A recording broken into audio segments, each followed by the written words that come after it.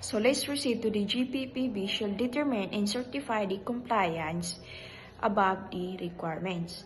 So ito yung mga requirements ng ating GPPB, which is yung GPPB is yan yung Government Procurement Policy Board, which is sa ating bansa may government, which is sila yung nagsiset ng mga responsibility or policy ng ating bansa.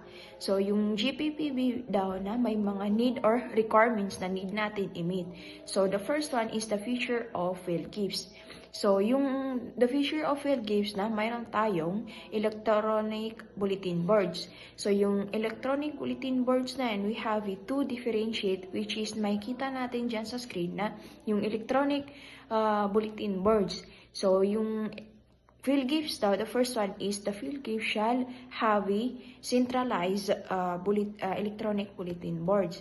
So, yung electronic bulletin boards na yun is yan yung nandun lahat ng ating makikita natin doon na yung multimedia or video yun na makikita natin doon lahat ng mga opportunities, award, or the reason for the award.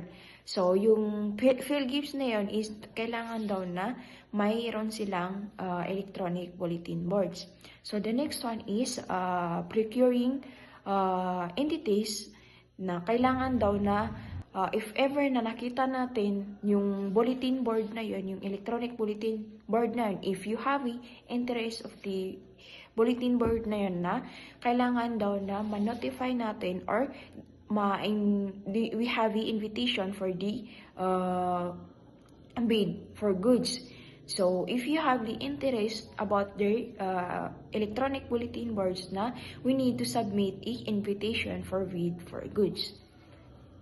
So, the next one is the registry of manufacturers, suppliers, distributor, contractor, and consultant. So, we have 3 types of this. So, the first one is the PhilGives.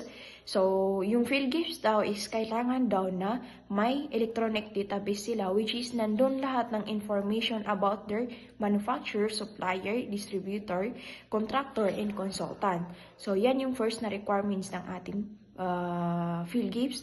So, the next one is, if ever daw na nag-submit ka daw ng registration na kailangan daw na na-meet mo yung specified ng ating PSDBM, which is yung PSDBM na yun na yan yung Procure Service of Department of Budget and Management. Kailangan daw na na-specified mo doon yung required ng ating PSDBM. So, the last one is the manufacturer, supplier, distributor, contractor, and consultant na if ever daw na nag-apply sila ng ating or may account number sila na kailangan daw na license yun ng ating Bangko Sentral ng Pilipinas.